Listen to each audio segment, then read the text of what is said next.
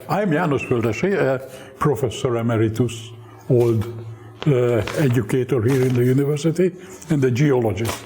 And I'm very interested how these materials, which I'm searching for, these primary raw materials, have a second life in the circular economy. And my guest is Mohammad Jaber, who is a PhD student and a hydrological engineer, if I remember well, here in the university. And he is from Jordan and spending here his PhD time under the Stipendium Hungaricum scholarship. Welcome. And thank you, Professor. My first question is, how could you manage to come here? It's a long story for sure, but when we talk about this Stipendium Hungaricum scholarship, I would say first that the scholarship is somehow generous because yearly it accepts thousands of students. Jordan alone has 400 seats every year, every application round, and honestly, it wasn't easy for me, so I was accepted on the second round. So my first trial was unsuccessful somehow, and later I am here at the University of Miskolc. Yeah. Yes. Yeah. Welcome, Mohammad. And again, Professor. My second question: that you have been in Jordan, you have been a university lecturer. Yes. Now you have some experience here. What is the difference? When we talk about teaching and lecturing, for sure there are several differences between Jordan and Hungary in terms of the subject structure, the accredited hours, teaching methods. But all in all, I believe that all these together can have the final result, which is the successful for the students and gaining a new knowledge in general. So basically, this is my answer. Yes, and because as a PhD student here, I spent most of my time doing research. So I would say that my experience in having lectures wasn't like previous stages like the master degree or bachelor degree stage. Yes. Thank you. I just digging in my memories, and I've been once in Jordan, but in a short visit, only a tourist trip, and it was really unforgettable because that's a vast country, a beautiful country. Petra, which is known by everyone, is something can't one forget. But also what I've looked at is the lack of water, the lack of water and the dryness and the waste dryness. A hydrological engineer, what can really improve on this situation in Jordan? What is the hope? Yeah, first of all, I'm happy that you have enjoyed your stay in Jordan, and I'm sure this is again a second invitation. You are welcome to visit Jordan. Hopefully next time I will be there. I will be your tour guide. Thank you. In terms of water, Jordan is one of the poorest countries in terms of water resources. And during the last decades, a lot of work have been done to improve the utilization of these resources. As a hydrologist, or as my previous work as a hydrologist, I have worked on modeling water resources, and I know that during the last years, or I would say all with the Jordanian population have this pure awareness in dealing with water, and in terms of water harvesting, water savings, and I mean, like in terms of saving water and use as less as much. I would say more efficiency. Yes. Yes. So currently we are doing good job, and it's not only in terms of hydrological aspects, but also from other aspects like water quality, nutrient cycle, and enhancing the treatment methods in general. Yeah. And how is your previous experience linked to your present research? So what is the present research? Actually, after doing my research in hydrology, I became more interested in policies. And from this policy point of view, I decided to complete my studies in economics.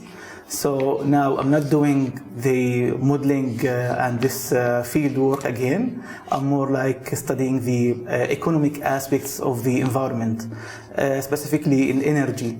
And even with my current research and the future research, I'm linking energy to climate and water in general. So I'm not a hydrologist like in practice now, but I still do some work connected to that. Yeah, it's an interesting game of words, that policy and politics, both related to environmental aspects. Now the environmental summit is going on. So what is the transcription of a policy, a long-term strategy of environment, into politics in the Arab countries?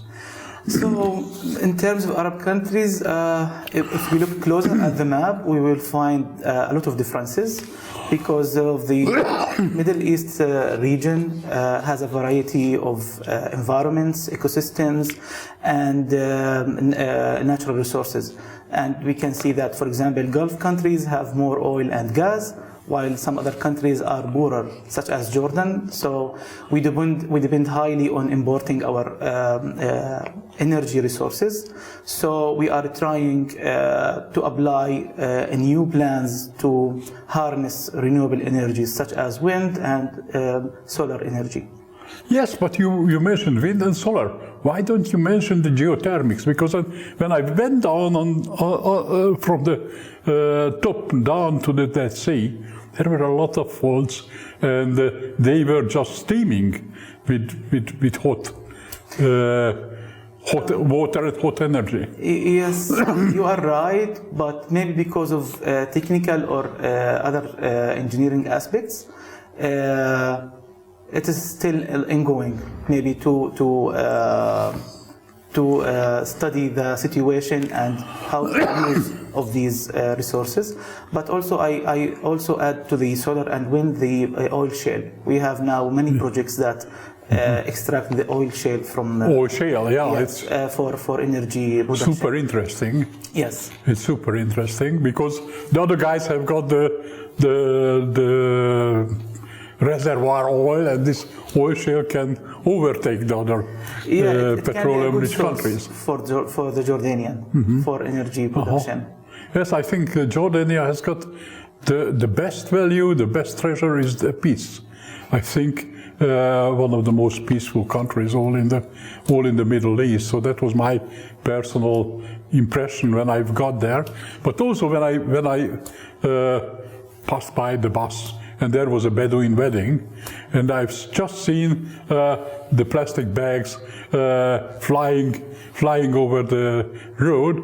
I think the environmental engineer has still a lot of things to do there.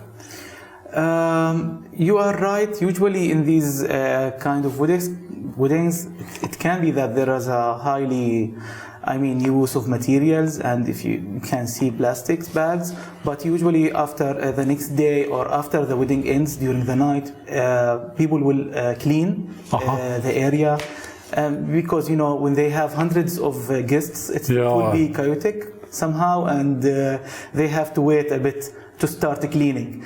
And in general, in terms of waste management, also in Jordan we have a lot of projects and new laws that deals with recycling and sorting of municipal and other types of wastes.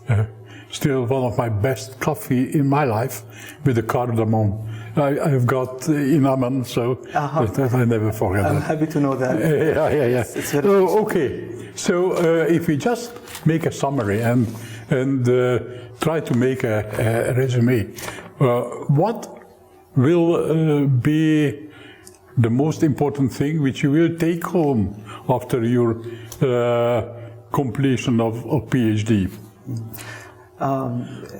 It's really a good question, and sometimes it's hard to summarize. Basically, other than my degree, I will have a lot of experience, and I would say that this experience is not only in terms of science and research, but also in terms of culture.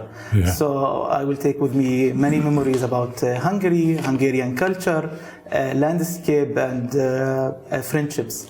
Yeah, that's, I think, the most important one. Yes, for sure.